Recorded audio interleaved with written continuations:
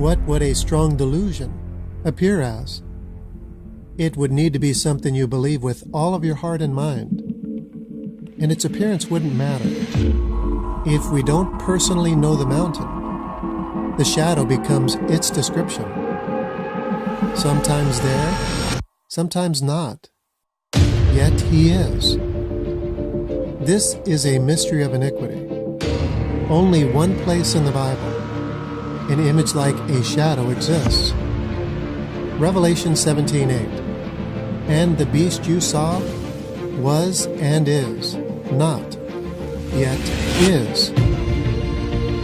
The shadow has an early start, beginning in the time of Paul. 2 Thessalonians 2:7. For the mystery of iniquity is already at work.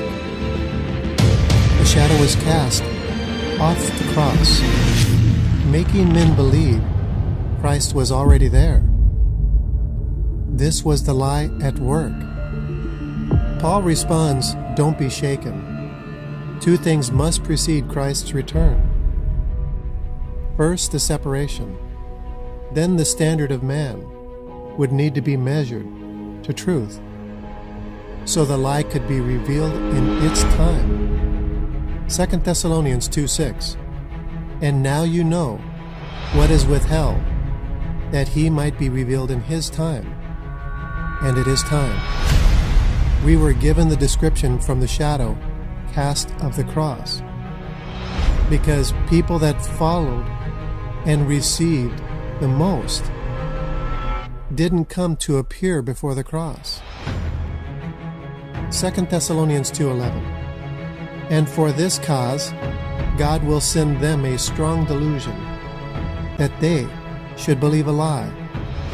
The gospel continued to spread, but the truth of the mystery was given to one man that found and walked the way. It was Paul, not of the original 12. The torch was passed to Timothy for a short time, then it went out. The truth fell, somewhere between the cross and the streets of Rome. What was evident from the view of the cross, no matter how God appeared to them, as a cloud or a pillar of fire, even the Son of Man, he was easily forgotten. Psalm 69:19 and 20. My adversaries are all before me. My heart is broken and full of heaviness. I looked for some to take pity, but there was none, and for comforters, but I found none. Hosea 13:6-8.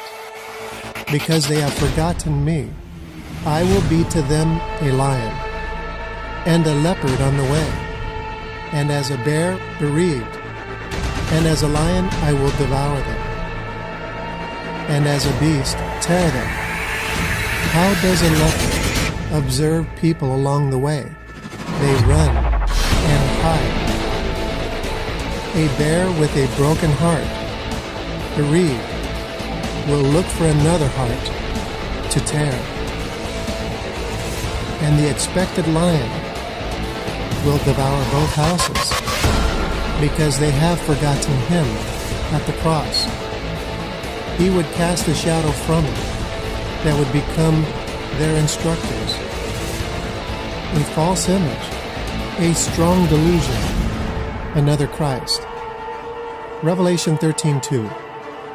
And the beast I saw was like a leopard, and his feet the feet of the bear, and his mouth the mouth of the lion. And you know, they will worship this shadow of a Christ image with all of their hearts. They will not be moved away, and will stand with it in war against the truth.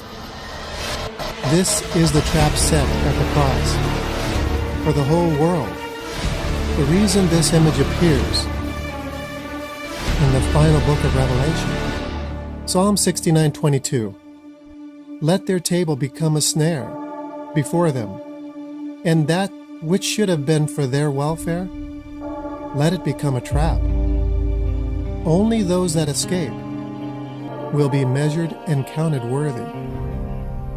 How many escape is not yet known. All truth will first surface. You can only war on the side of truth when all details of the way appear. Notice the number of days of the Gentiles' courtyard are the same numbers given to the power of the image. Revelation 11:2. It shall be given to the Gentiles, and the holy city shall they tread under foot 42 months. Revelation 13:5. And the power was given to the beast, and authority to war with the saints 42 months. The cross was a place you could be confident, but in the shadow, man will begin to wonder. Revelation 17:8. And they that dwell on earth will begin to wonder, whose names were not written in the book of life from the beginning of the world, as they beheld the beast that was, and is not, and yet is. The beast doesn't exist, yet in the minds of all men, he does. And they have served this shadow image of the cross almost 2,000 years, except those that have escaped. This mystery is surfaced. Luke 21:36. Watch and pray continually, that you may be counted worthy to escape, because all things must come to pass in order to stand before the Son of Man. Thank you for listening, and God bless you.